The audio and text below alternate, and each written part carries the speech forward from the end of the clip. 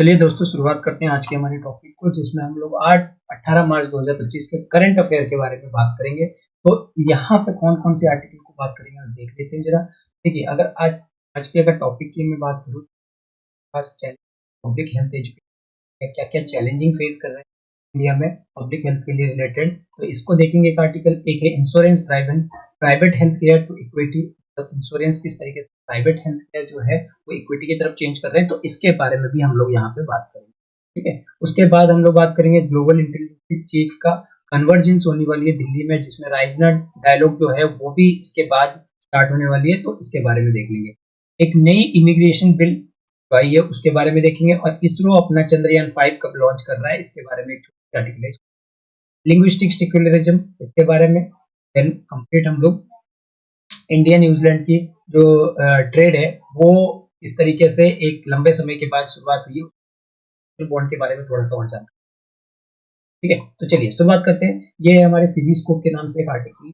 Magazine, जिसमें कि आपको सारे करंट अफेयर जो है एक दिन की करंट अफेयर, इसको लेने के लिए आपको टेलीग्राम ग्रुप ज्वाइन करना। मैं इसके आर्टिकल को कवर करने के बाद वहाँ पे पीडीएफ के फॉर्म में इसको प्रोवाइड करते हैं। ठीक है, तो चलिए शुरुआत करते हैं। पहला article, the challenge of public health, यानी कि जो पब्लिक हेल्थ का मतलब क्या है। पब्लिक हेल्थ का मतलब है कि भाई लोगों की स्वस्थ, यानी कि शरीर उनका ठीक ठाक रहते हैं या नहीं रहते, इनके बारे में यहाँ पे बात होगी। तो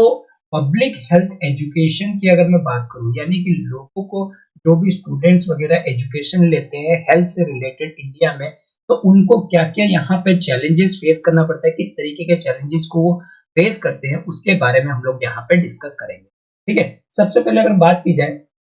एक डिसीजन आया है यूनाइटेड स्टेट के द्वारा कि वो विड्रॉल किया था आपके WHO के ग्रुप से, यानी कि वर्ल्ड हेल्थ ऑर्गेनाइजेशन के। और जिसके वजह से यहाँ पे क्या हुआ था, जो यूनाइटेड स्टेट अगर क्योंकि फंडेड प्रोवाइड करता है, जब यहाँ पे यूनाइटेड स्टेट ने जब यहाँ से कोविड के टाइम पे वर्ल्ड हेल्थ ऑर्गेनाइजेशन से विड्रॉ किया था, तो यहाँ पे फंड की क्या हो गई थी, कम हो गई। तो United state agency for international development जो था वो एक शॉकिंग वेव था उस टाइम पे, क्योंकि वो एड और पब्लिक हेल्थ वर्ल्ड वाइड में प्रोवाइड करवा रहे हैं। ठीक है, लेकिन जब एक कोई पर्सन निकल जाता है तो ऑब्वियसली बात है उसका इम्पैक्ट कहीं ना कहीं दूसरे कंट्रीज पे पड़ता है। ये जो मूव हुआ था, जिसके कारण से एसेंशियल हेल्थ केयर सर्विस है, जो बहुत सारे छोटे हो या मिडिल इनकम कंट्री, छोटे यानी कि जिनके पास पैसे वैसे इतने है नहीं, या मिडिल इनकम कंट्री जिनके पास इतनी इनकम है नहीं, जो प्रोवाइड नहीं कर सकती एम्प्लॉयमेंट, तो उनको कहीं ना कहीं यहाँ पे ज्यादा इफेक्ट पड़ा था। ठीक है, तो सबसे ज्यादा इम्पैक्ट जो है उन लोगों को ही पड़ता है। ठीक है, तो ये बात हुई थी। इंडिया की अगर बात की जाए तो इंडिया भी लार्ज तरीके से अनअफेक्टेड थी, क्योंकि इंडिया के पास इतना तो था, लेकिन अगर इंटरनेशनल एड अकाउंट के हिसाब से देखा जाए तो वहां पे भी 1% का इंडिया के हेल्थ एक्सपेंडिचर को नुकसान हुआ ही था। ठीक है, अगर डेवलपमेंट की बात की जाए तो वो डायरेक्टली इम्पैक्ट करता है आपके पब्लिक हेल्थ को, पब्लिक हेल्थ के जॉब मार्केट को, जिसके वजह से यहाँ पे जो हजारों मास्टर्स ऑफ पब्लिक हेल्थ जो कर रहे हैं, या फिर उस तरीके के पोस्ट ग्रेजुएट वगैरह कर रहे हैं, तो उनको यहाँ पे ज्यादातर नुकसान पड़ता है। अगर पब्लिक हेल्थ की बात करें, यानी कि जो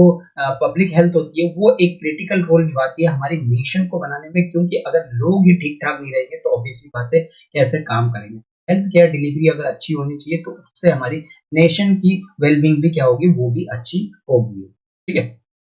चलिए आगे बात करते हैं। कॉन्स्टिट्यूशन ऑफ इंडिया में आर्टिकल 47 क्या कहता है। ये कहता है कि भाई स्टेट की ये रिस्पॉन्सिबिलिटी है कि वो पब्लिक हेल्थ केयर को क्या करें, इम्प्रूव करे, यानी कि पब्लिक हेल्थ केयर को और अच्छे से अच्छा बनाने की जो है वो कोशिश करे। ठीक है, तो ये जरूरी है। तो पब्लिक हेल्थ एक स्पेशलाइज्ड फील्ड के रूप में माना जाता है, जिसमें एक स्पेसिफिक नॉलेज वगैरह जो है और स्किल वगैरह जो है इफेक्टिव तरीके से पब्लिक हेल्थ की रिक्वायरमेंट को देखते हुए, उसके नीड को देखते हुए जो है यहाँ पे प्रोवाइड की जाती है। अब बात करते हैं इसके इवोल्यूशन ऑफ ट्रेनिंग और जॉब इन इंडिया की। अगर बात की जाए पब्लिक हेल्थ एजुकेशन की, तो इंडिया में तो रिसेंटली में एक जो है ये अभी अगर देखा जाए तो बढ़ने का कारण क्या था, सबसे पहले तो कॉलोनियल एरा के टाइम पे, क्योंकि पब्लिक हेल्थ का जो रिसेंट सर्च देखा गया वो कहीं ना कहीं हमारी हिस्ट्री से जुड़ा हुआ है, हमारी कॉलोनियल एरा से जुड़ा हुआ है। स्पेशलिस्ट की अगर बात की जाए कम्युनिटी मेडिसिन में, तो यहाँ पे well train public help provide करनी चाहिए ताकि हेल्थ सर्विस को और अच्छी तरीके से कर सके। और इसके अलावा जो ह्यूमन रिसोर्सेस है उसको भी कहीं ना कहीं इन फील्ड में ज्यादा जरूरी है। अगर बात की जाए ह्यूमन रिसोर्सेस का मतलब क्या है कि भाई जैसे नर्स हो गए या फिर आपके कोई भी चीज जरूरत पड़ती है, मान लीजिए साफ सफाई की जरूरत पड़ती है, ठीक है, मान लीजिए क्लीननेस की जरूरत पड़ती है, तो वो आपके क्या कहलाते हैं, एक तरह का ह्यूमन रिसोर्सेस ही करते हैं, मतलब इंसान ही करते हैं। जब तक साफ सफाई नहीं होगी तो ऑब्वियसली बात है डॉक्टर जो हॉस्पिटल वगैरह होगी वो भी ठीक ठाक नहीं काम करेगी, ठीक है। तो इसी के लिए यहाँ पे स्पेशलिस्ट कम्युनिटी के साथ साथ हमें क्या जरूरत पड़ती है, well train public health provider की भी जरूरत पड़ती है, सर्विसेज की भी जरूरत पड़ती है, ह्यूमन रिसोर्सेज की भी जरूरत पड़ती है, ताकि हम इस फील्ड में एक तरीके से प्रॉपर तरीके से एकजुट होकर जो है काम कर सके। बहुत सारे स्टूडेंट जो कि एमपीएच यानी कि आपके एमपीएच का मतलब मास्टर इन पब्लिक हेल्थ जो कर रहे हैं, कोर्सेज वगैरह कर रहे हैं, वो कहीं ना कहीं अलग अलग कंट्रीज जैसे ऑस्ट्रेलिया से करते हैं, यूरोपियन यूनियन से करते हैं, यूनाइटेड किंगडम से, यूएस से। तो ये कहीं ना कहीं supply of public health profession को कहीं ना कहीं एक जो बाधा बनी रहती थी वो बनने से थोड़े से रोकते हैं, ठीक है। अगर बात की जाए तो नंबर ऑफ इंस्टीट्यूशन कहीं ना कहीं ऑफरिंग करते हैं जो आपके मेडिकल पब्लिक हेल्थ के बारे में जो प्रोवाइड करते हैं, मास्टर्स ऑफ पब्लिक हेल्थ, जो कि रिलेटेड कोर्स इंडिया में भी है और वो इंडिया में आज भी ग्रोथ हो रहा है धीरे धीरे, ठीक है। वहीं अगर लगभग बात की जाए करेंटली अगर देखा जाए तो 100 इंस्टीट्यूशन ऑफर करते हैं जो कि मास्टर लेवल की कोर्स कराते हैं पब्लिक हेल्थ में, जहां पे 2000 तो केवल देयर इज ओनली वन, ठीक है। एक ही कोर्स जो है वो कम से कम 2000 कोर्सेज जो है कोई एक जो है करवाता है, ठीक है। दिस एक्सप्रेशन जो है वो कहीं ना कहीं कंसाइड करती है विथ लॉन्च। ये एक्सपेंशन कब हुआ जाता है, ये तब हुआ जब नेशनल रूरल हेल्थ मिशन कहीं ना कहीं आना स्टार्ट हुआ 2005 में, जिसने ओपन किया पब्लिक हेल्थ केयर सिस्टम को, और यहाँ पे non medical public health specialist भी इसके अलावा प्रोवाइड की। जरूरी नहीं कि मेडिकल पब्लिक हेल्थ की स्पेशलिस्ट ही प्रोवाइड करेंगे, जो नॉन मेडिकल है उनको दवाइयाँ वगैरह, ठीक है, या फिर आपके सर्जरी आइटम्स वगैरह हो गए, तो इन सब चीजों को भी प्रोवाइड करना स्टार्ट किया, ठीक है। अगर बात की जाए जो यहाँ पे इंस्टीट्यूशन था, 100 जब इंस्टीट्यूशन था वो इस टाइम पे, लेकिन जब 2000 के टाइम पे यानी कि 2000 के टाइम पे सिर्फ एक ही इंस्टीट्यूशन था, आज के टाइम पे तो 100 हो चुके हैं, ठीक है। अगर शुरुआती में देखा जाए आफ्टर इनिशियल सर्च की डिमांड की अगर बात की जाए, गवर्नमेंट यहाँ पे रिक्रूटमेंट करती है पब्लिक हेल्थ स्पेशलिस्ट को, ठीक है, जो कि जबकि जो नंबर ऑफ स्कूल्स प्रोग्राम्स और ग्रेजुएट को कंटिन्यूस क्या किया जा रहा है, धीरे धीरे राइज भी किया जा रहा है, ठीक है। इसके बाद अगर देखा जाए तो हमारी जो हेल्थ केयर की लैंडस्केप है वो जो रही है, जिसके वजह से यहाँ पे जो प्राइवेट सेक्टर का है जो पब्लिक हेल्थ में उनकी डोमिनेंस क्या हो रही है, धीरे धीरे ग्रोथ हो रही है, जिसके वजह से जो एम्प्लॉयमेंट अपॉर्चुनिटी में रेस्ट्रिक्शन जो है आ चुका है थोड़ा बहुत। वहीं अगर बात करें प्राइवेट सेक्टर की तो वो पीरियोटाइज देते हैं हॉस्पिटल को, अपने बिजनेस मैनेजमेंट प्रोफेशनल को, क्योंकि उनको क्या है मनी माइंडेड पर्सन हो, ठीक है। अगर बात की जाए लिमिटेड अपॉर्चुनिटी मिलती है दोनों ही पब्लिक और प्राइवेट सेक्टर को, रिसर्च को और डेवलपमेंट सेक्टर को, जो कि प्राइमरी एम्प्लॉयमेंट है जो कि आपके ग्रेजुएट हो रखे हैं उनके लिए। बहुत सारे स्टूडेंट इन कोर्सेज में कोर्स में आपके इनरोल तो कर लेते हैं, लेकिन पूरी तरीके से क्लियर अंडरस्टैंडिंग नहीं होती है इस फील्ड में कि क्या करनी चाहिए, किस तरीके से जानी चाहिए, तो ये भी एक तरीके की हमें कमी दिखती है। तो प्राइवेट सेक्टर की तो कमी दिखती है कि प्राइवेट सेक्टर इसमें की तरह चल रहे हैं, ठीक है। बिजनेस माइंडेड के अलावा ये जो है काम सिर्फ लोगों के लिए भलाई के लिए नहीं बल्कि ये लोग प्रोफेशन के लिए करते हैं या ये मनी माइंडेड के लिए करते हैं। इसके बाद इनको एम्प्लॉयमेंट में जो है वो कम से कम हायर एजुकेशन वाले पर्सन ले लेते हैं, लेकिन उनको इतनी एम्प्लॉयमेंट जो है प्रोवाइड नहीं कर पाते। वहीं पर अगर पब्लिक हेल्थ फैकल्टी की बात करें तो वहां पे एडुकेट ट्रेनिंग की कमी है, रियल वर्ल्ड एक्सपीरियंस की कमी है, तो ये सारी चीजें कहीं ना कहीं।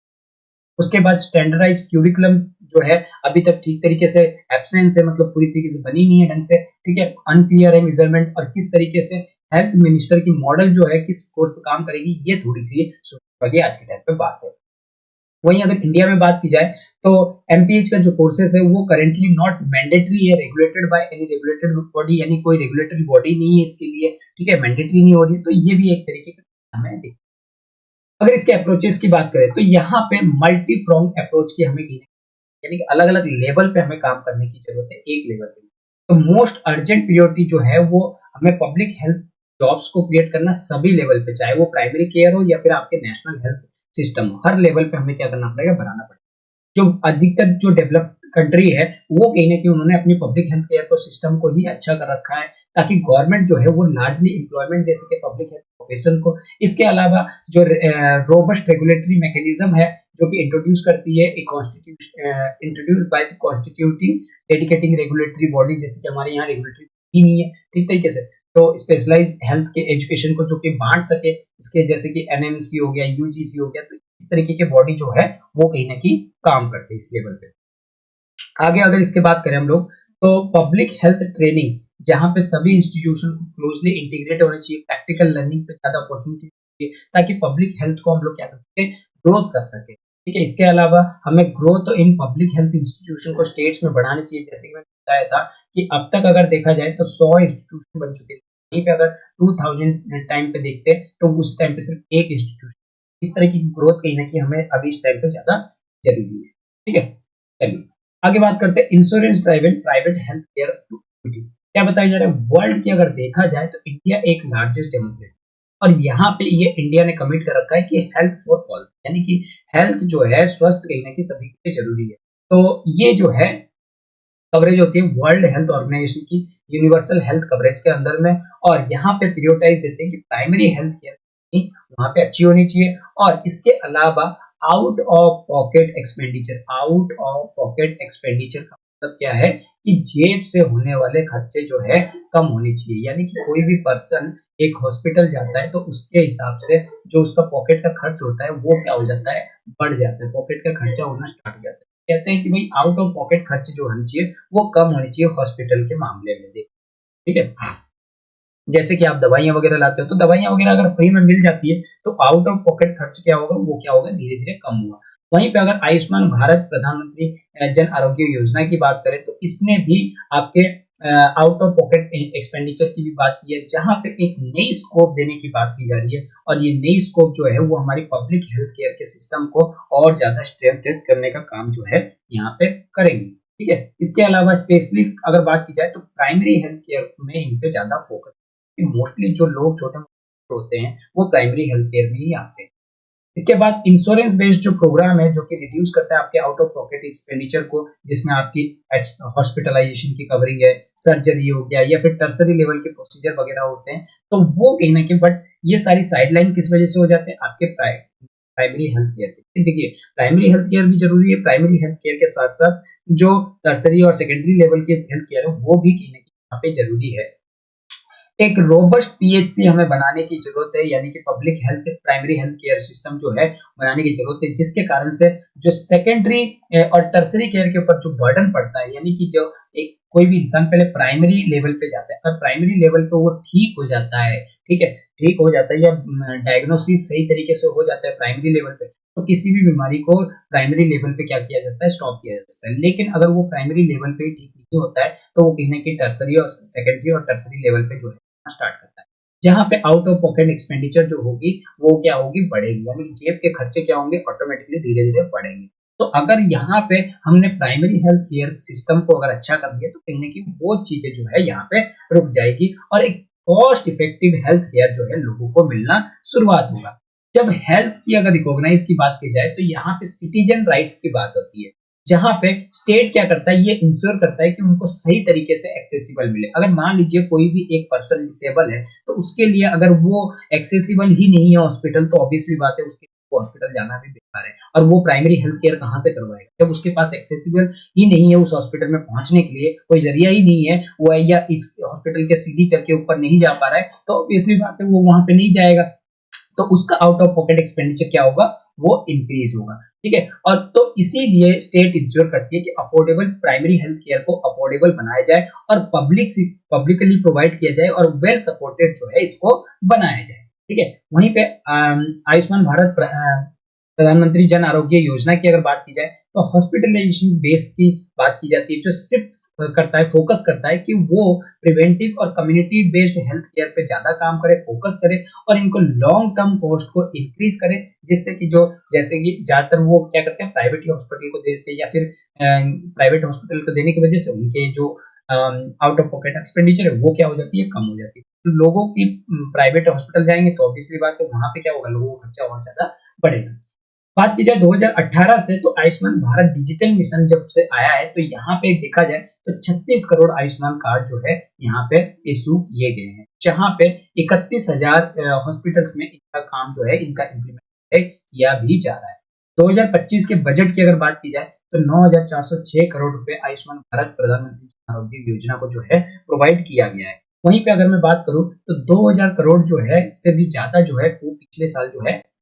दिया गया था। ठीक है, यहाँ पे और इसके अलावा प्राइवेटाइजेशन को भी इंक्रीज किया जा रहा है, इंश्योरेंस बेस्ड फाइनेंस को भी इंक्रीज जो है यहाँ पे किया जा रहा है। इसके अलावा अगर बजट की बात की जाए तो हेल्थ बजट के अलोकेशन में 95,000 जो है 95,000 करोड़ रुपए जो है वो department of health and family welfare को दी गई है, जिसमें 3900 जो है आपके करोड़ जो है वो डिपार्टमेंट ऑफ हेल्थ रिसर्च के लिए दी गई है, क्योंकि जितना हमारे लिए हॉस्पिटलाइजेशन है, हेल्थ केयर, फैमिली वेलफेयर है, उतना हमारा रिसर्च भी जरूरी है। तो बजट को यहाँ पे प्रियोरिटाइज किया गया मेडिकल डिजिटल इंफ्रास्ट्रक्चर के लिए, मेडिकल एजुकेशन को मतलब बढ़ाने के लिए, कहाँ पे आपके प्राइमरी हेल्थ केयर सिस्टम। ठीक है, वहीं पे अगर चेंजेस अगर सिग्निफिकेंट देखा जाए तो इंश्योरेंस सेक्टर में हम लोग कहीं के सारे जहां पे हमने फॉरेन डायरेक्ट इन्वेस्टमेंट को यानी कि एफडीआई को, जो बाहर से आने वाला पैसा है, यानी कि कोई भी अगर पर्सन एफडीआई के थ्रू बाहर से आके यहाँ पे कोई भी कंपनी लगाता है या फिर हेल्थ केयर सिस्टम लगाता है तो उनके लिए बाहर से जो मनी आती है, तो एफडीआई को हमने कितना अलाउ किया। पहले हमारी जो कैप थी इंश्योरेंस में जो 74% थी कि भाई कोई भी इन्वेस्टमेंट कितने कर सकता है 74%, अब उसको हम लोगों ने 74 से 100% जो है कर दिया। ठीक है, यानी कि 100% तक कोई भी इंसान आके हेल्थ केयर सिस्टम में अपना पैसा जो है बाहर का लगा सकता है। तो ये सारी चीजें कहीं ना कहीं फैसिलिटीज जो है आज के टाइम पे दी गई। इसके अलावा अगर बात की जाए तो इसका एम क्या है कि इंडिया की जो लो इंश्योरेंस पेनिट्रेशन है उसको क्या किया जाए, ज्यादा इंप्रूवमेंट जो है किया जाए। ठीक है, इसके अलावा स्पेशली जो रूरल एरिया है या फिर जहाँ पे ज्यादा प्लेयर अट्रैक्ट होते हैं उन एरिया को यहाँ पे किया जाए, अट्रैक्ट किया। तो यहाँ पे एक और चीज भी कहा गया 2027 ऑल भी जो कैटेगरी है उसको भी लेके आनी। ठीक है, इसके बाद इरीडा की बात की जाए तो यानी कि insurance regulatory development authority expertise है, ताकि वो कैपिटल को भी बढ़ा सकता है, यानी कि कैपिटल यानी कि पैसे को भी बढ़ा सकता है, यानी कि बाहरी पैसे को भी ला सकता है। इसके बाद एक्सपेंडिचर जो भी कवरेज है उसको भी एक्सपेंड कर सकता है, कवरेज को या कवरेज को। तो ये काम इरीडा को दिया गया, जैसे कि को रेगुलेट करने का जो है काम यहाँ पे करता है। उसके बाद पॉलिसी चेंजेस कहीं ना कहीं एक अगर पॉलिसी चेंजेस में कोई राइज होता है तो वो एक इंडिया के इनफॉर्मल वर्क फोर्स के लिए एक कंसर्न की बात बनती है, खासकर जो अर्बन लोग मार्जिनलाइज है पॉपुलेशन उनके लिए। वहीं पे अगर बात की जाए आशा वर्कर की, तो वो वर्कर जो है ग्रास रूट लेवल पे काम करते हैं, हेल्थ केयर सिस्टम को एक अनसर्टेनिटी के टाइम पे जो है, जैसे कि कोविड के टाइम पे काफी ज्यादा हेल्पफुल जो है प्रोवाइड की है। अब हमें ये समझना है कि ग्लोबल मॉडल से हमें क्या सीखना है। देखिए, ग्लोबल एक्सपीरियंस कहीं ना कहीं हमारे लिए जरूरी है, और साथ ही साथ प्राइवेट इंश्योरेंस जैसे कि इस टाइम पे ज्यादा बढ़ रहे हैं, जिसके वजह से हम देख रहे हैं कि ये सारी चीजें अगर इंक्रीज हो गई तो ऑटोमेटिकली लोगों के जेब से ज्यादा पैसा नहीं। इंडिया भी इन चीजों को बाकी कंट्री से सीख रहा है, जैसे कि थाईलैंड के tax funded universal coverage scheme है, कोस्टा रिका के मैंडेटरी इंश्योरेंस स्कीम है। तो ये दोनों कहीं ना कहीं जनरल टैक्स रिवेन्यू पे रिलाई करते हैं और एक पब्लिक स्ट्रॉन्ग हेल्थ इन्वेस्टमेंट को और ज्यादा स्ट्रॉन्ग करते हैं। इसके अलावा प्राइवेट इंश्योरेंस को रेगुलेट किया जाता है, प्रियोरिटाइज की जाती है, प्राइमरी केयर की कम्युनिटी बेस्ड सर्विसेज वगैरह जो है वो भी प्रोवाइड जो है। इंडिया की अगर बात करें तो अर्बन और हेल्थ केयर के ट्रांजेक्शन कहीं ना कहीं आपके बजट और पॉलिसी से होती है, और ये इसको कहीं ना कहीं एडवर्टाइज भी किया जाता है। ठीक है, तो हमें यहाँ पे कॉम्प्रिहेंसिव पब्लिक हेल्थ पैकेजेस पे काम करनी होगी, जिससे कि हम लोग कॉस्ट कंट्रोल को मैकेनिज्म को या फिर प्रोग्राम को जो भी हम चला रहे हैं आउट ऑफ पॉकेट एक्सपेंडिचर के लिए, उसको कम से कम हम लोग यहाँ पे क्या कर सके, रिड्यूस कर सके। ठीक है, चलिए अगला आर्टिकल है हमारे पास, ग्लोबल इंटेलिजेंस चीफ कन्वर्ज इन दिल्ली मीटिंग। क्या बताया जा रहा है यहाँ पे काउंटर करने के लिए टेररिज्म को, इंटेलिजेंस शेयरिंग सिस्टम को हमें स्ट्रॉन्ग करने के लिए यहाँ पे डिस्कस किया जा रहा है कॉन्फ्रेंस, जो कि एक दिन पहले हुआ राइजना डायलॉग। राइजना डायलॉग अभी आपको पता है 18-19 वाले 17-19 के बीच, तो उससे पहले यहाँ पे एक काउंटर टेररिज्म इंटेलिजेंस सिस्टम को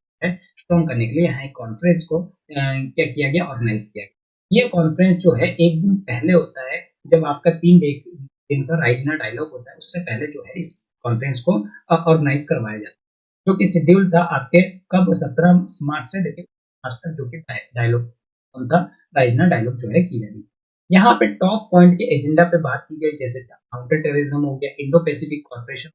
ग्लोबल चैलेंजेस जो आ रही है, ग्लोबल सिक्योरिटी की बात हो रही है, इंटर शेयरिंग मैकेनिज्म की, इमिग्रेशन जो मतलब एक आदमी एक जगह से दूसरी जगह तक जाता है तो इमिग्रेशन यहाँ पे जरूरी हो जाता है। इसके बाद एक्स्ट्राडिशन, कोई पैसे फिरौती वगैरह अगर मांगा जाता है जैसे हाईजैक वगैरह करके, तो इन सब चीजों पे भी यहाँ पे क्या किया गया, काम किया गया। इसके अलावा अगर मैं बात करूं तो यहाँ पे ट्रांजेक्शनल क्राइम वगैरह, नार्कोटिक वगैरह, टेरर फंडिंग वगैरह, इन चीजों पे भी यहाँ बात किया है। एक ऑफिशियल सोर्सेज से ये सारी चीजें हमें पता चलता है लगी। इंटेलिजेंस शेयरिंग जो है वो ट्रांसलेशनल क्राइम है, जो काउंटर टेररिज्म का एक की इशू है इंडिया के लिए। ठीक है, अगर इंडिया की बात की जाए तो इंडिया यहाँ पे बात करता है कि इन सब चीजों को रोकना चाहिए। वहीं पे अगर बात की जाए, अराउंड 20 कंट्रीज कहीं ना कहीं रिप्रेजेंट किए थे इस कॉन्फ्रेंस में, जिसमें आपके यूएस, कनाडा, ऑस्ट्रेलिया और रसिया जैसी कंट्री जो है यहाँ पे जुड़े हुए थे। वहीं अगर मैं बात करूं राइजिना डायलॉग की, तो दिल्ली यहाँ पे होस्ट कर रहा है एनुअली राइजिना डायलॉग को मार्च 17 टू 19 के टाइम। ठीक है,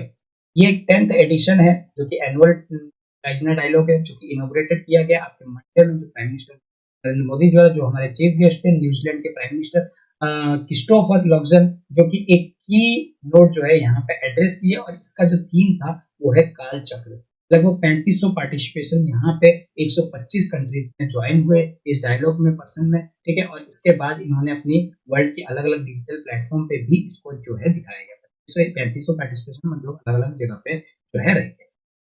वहीं अगर बात की जाए इसके एजेंडा की, तो यहाँ पे अमेरिकन की जो पॉलिसी आई है मिस्टर आपके यूक्रेन वॉर से या रसिया से बात होने की, नई टेरिफ रिजाइन की बात जो होती है, इसके जो खतरा बन रहा है कि यूएस की और दूसरे कंट्री की, वर्ल्ड की बन रही है, तो इन सब चीजों पे बात हो रही है। और इसके बाद जो नाटो के साथ क्या रिलेशन, यूरोपियन एलाइज वगैरह किस तरीके की, जो अनसर्टिनिटी दिख रही है यूएस की इंडो पैसिफिक पॉलिसी में, तो ये सारी चीजें दिख रही हैं। राइजिना डायलॉग की बात की जाए तो 2016 में सबसे पहले लॉन्च किया गया था मिनिस्टर ऑफ एक्सटर्नल अफेयर के द्वारा। एक फ्लैगशिप इंटरनेशनल डायलॉग है। राइजिना डायलॉग का जो एम है वो कहीं ना कहीं सभी लीडर को एक साथ लाना और उनके साथ जो है वर्ल्ड से रिलेटेड जो है उन चीजों को शेयरिंग करना। इसके बाद अलावा राइजिना डायलॉग की बात की जाए तो एनुअल कॉन्फ्रेंस है जो जियो पॉलिटिकल और जियो इकोनॉमिक हो रही है, उन चीजों को एड्रेस करना, उन चैलेंजेस को जो फेस कर रहा है वर्ल्ड इस टाइम पे, तो उन चीजों को एड्रेस करना और उसके लिए एक स्ट्रक्चर तैयार करना, ताकि किसकी तरह एलोंगे सैंग्रीला डायलॉग की तरह। अगर पिछले 9 साल की अगर बात की जाए तो राइजिना डायलॉग में, जिसमें नाम जो है डिराइव हुआ है कहाँ से, राइजिना हिल से, जो कि न्यू दिल्ली में है, तो यहाँ से इसका जो नाम है वो इंक्लूड। अब बात करते हैं new immigration bill. Immigration bill यहाँ पे 4 बिल को जो है यहाँ क्या किया गया है, 4 बिल को यहाँ पे अमेंड किया गया और एक नई बिल जो है प्रपोज किया गया, जिसमें अगर कोई फॉर्जरी करता है पासपोर्ट में तो 5 साल से की जो है सजा। कोई भी इस तरीके के फॉर्ज पासपोर्ट या वीजा के थ्रू एंटरिंग करता है और इंडिया में रहता है तो उसको पनिशेबल होगा और उसको जेल मिलेगा 7 साल, या उससे फाइन भी एक्सटेंड किया जाएगा 10 लाख तक का, अगर कोई नई इमिग्रेशन जो बिल इस टाइम पे बन रही है वो पार्लियामेंट के द्वारा अप्रूव हो जाए। ये बिल एक मैंडेटरी प्रोवाइड करती है, मैंडेटरी रिपोर्ट ऑफ इंफॉर्मेशन की, जो कि अबाउट होती है किसके लिए, फॉरेनर जो कि वगैरह यूनिवर्सिटी या कॉलेज, इन सब जगह पे अगर वो फॉरेनर्स आके स्टे करते हैं तो उन, ठीक है। इंटरनेशनल एयरलाइंस और शिप्स को भी यहाँ पे सबमिट करना होगा पैसेंजर और क्यू मैनिफेस्टो इंडियन पोर्ट पे। ठीक है, इसके अलावा जो बिल है कहीं ना कहीं स्टेट करती है कि अगर कोई भी फॉर्जरी डॉक्यूमेंट एंट्रिंग होती है या एग्जिस्टिंग होती है इंडिया में, और तो उसको कहीं ना कहीं 2 साल तक से लेके 7 साल तक जाएगी। इसके अलावा 1 लाख से लेके 10 लाख पेनल्टी लगाई जाएगी। वहीं अगर बात की जाए, फॉरेन अगर एंटर करते हैं बिना किसी वैलिड डॉक्यूमेंट के तो उसको 5 साल तक की जेल और इसके अलावा 5 लाख तक की फाइन जो है देखने को मिलेगा। वहीं पे इमिग्रेशन और फॉरेन बिल 2025 की अगर बात की जाए, कॉम्प्रिहेंसिव लेजिस्लेटिव है जो रेगुलेट करता है, जो कि सभी मैटर को, जो भी फॉरेनर्स होते हैं या इमिग्रेशन उन सब तो ये कहीं ना कहीं रेगुलेट करने का काम। मैटर अगर बात की जाए जो कि फॉरेनर या इमिग्रेशन जो आज के टाइम पे है, वो 4 एक्ट पे लागू होता है, जैसे कि passport entry India act 1920, registration of foreign act 1999, इसके अलावा फॉरेनर एक्ट 19,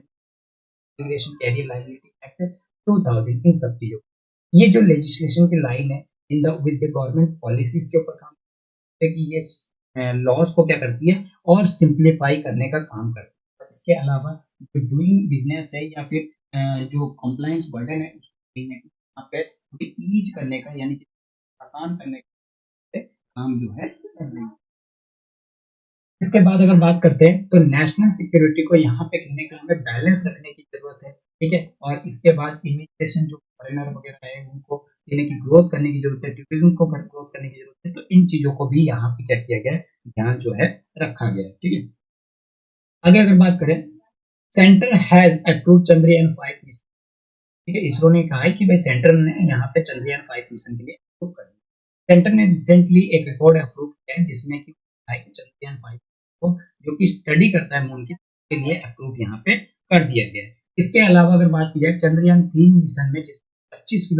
किलोग्राम की रोवर प्रज्ञान जो है और चंद्रयान जो लेके गए थे, तो यहाँ पे चंद्रयान 5 के लिए 250 केजी का रोवर जो है वो कहीं न कहीं मून पे स्टडी करने के लिए जाएगा। चंद्रयान 4 की एक्सपेक्टेड जो डेट है वो 2027 है और वो सैंपल कलेक्ट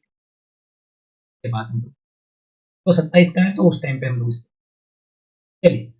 बात करते हैं 2014 की एक जजमेंट है जिसमें सुप्रीम कोर्ट ने यहाँ फेवर किया था कि लिंग्विस्टिक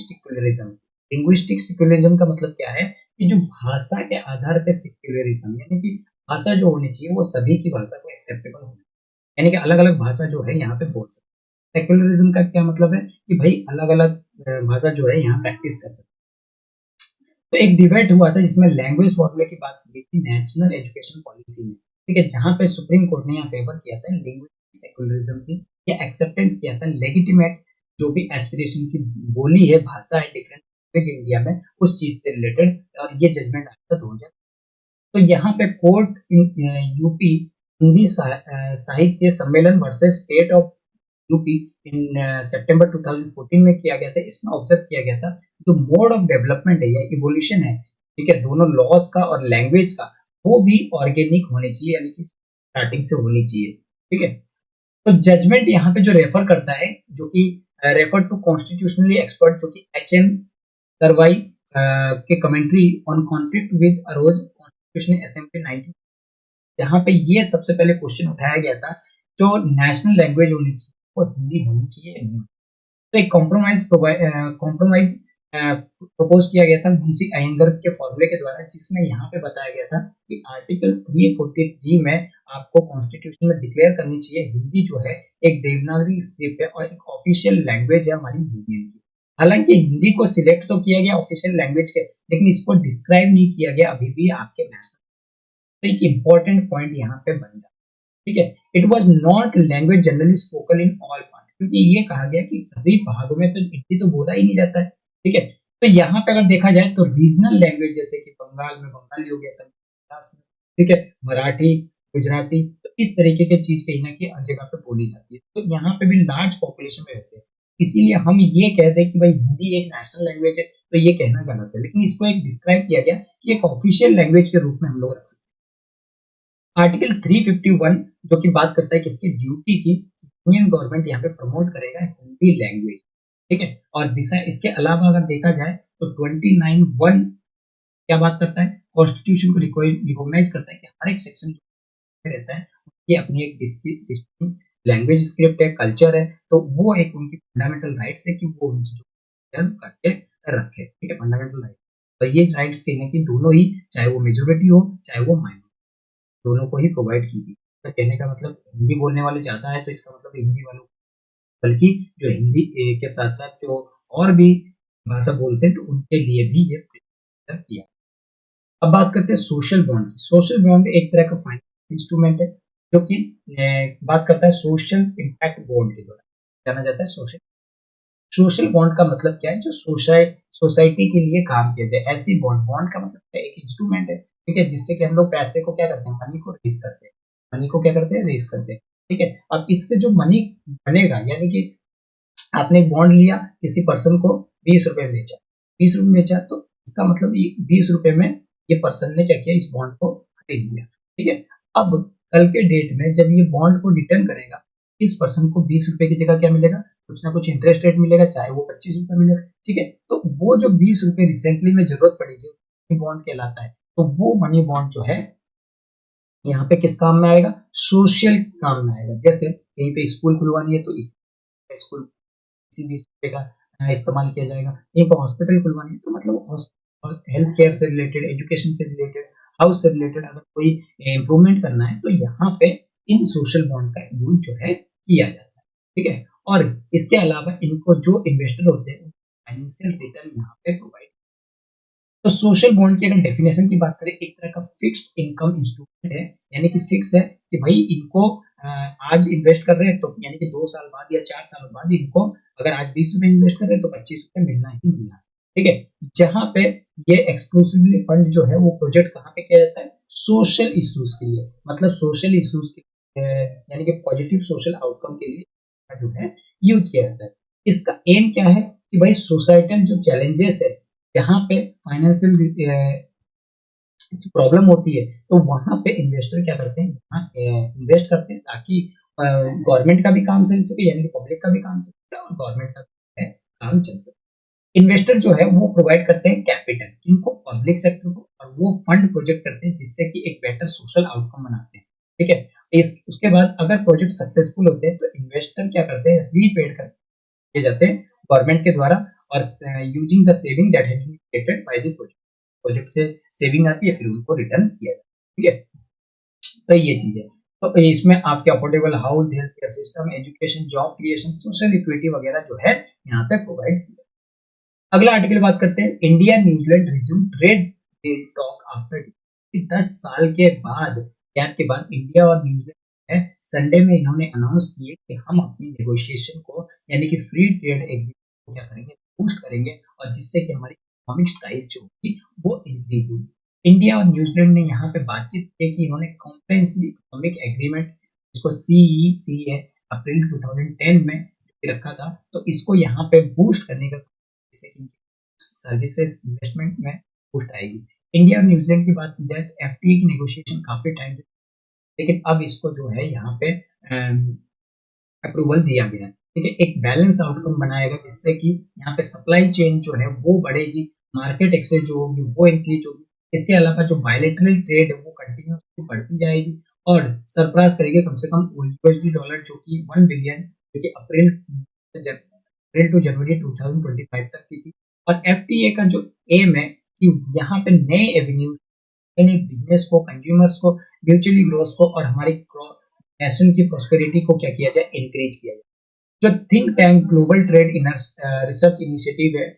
एक मेजर चैलेंज है जो कि यहाँ पे रिन्यू कर रहा है इनके टॉप को, और डिस्पैरिटी जो कि टैरिफ स्ट्रक्चर के वगैरह से इनके बीच में डिस्पैरिटी आ गया है, वो चीज को कहीं ना कहीं यहाँ पे एक मेजर चैलेंज के रूप में देख रहा है। अगर आज करंटली अगर देखा जाए तो इंडिया की जो डेयरी इंपोर्ट है जो कि न्यूजीलैंड से होती है, वो मिनिमम है कितना, 0.57 बिलियन है। और वहीं पे इंडिया की अगर बात की जाए तो लिमिटेड इंपोर्ट करते हैं वैल्यू एडेड डेयरी,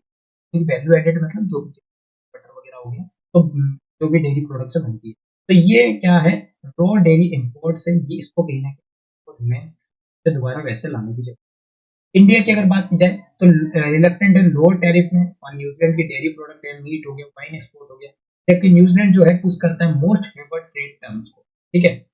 वहीं अगर न्यूजीलैंड और इंडिया की रिलेशन की बात करें तो इंडिया और न्यूजीलैंड दोनों ही कोडाइल और फ्रेंडली रिलेशन रखते हैं, अपनी कॉमनवेल्थ रखते हैं, पार्लियामेंट्री डेमोक्रेसी रखते हैं, यहाँ पे इंग्लिश लैंग्वेज भी यूज की जाती है, और दोनों ही कंट्री यहाँ पे ट्रैवलर्स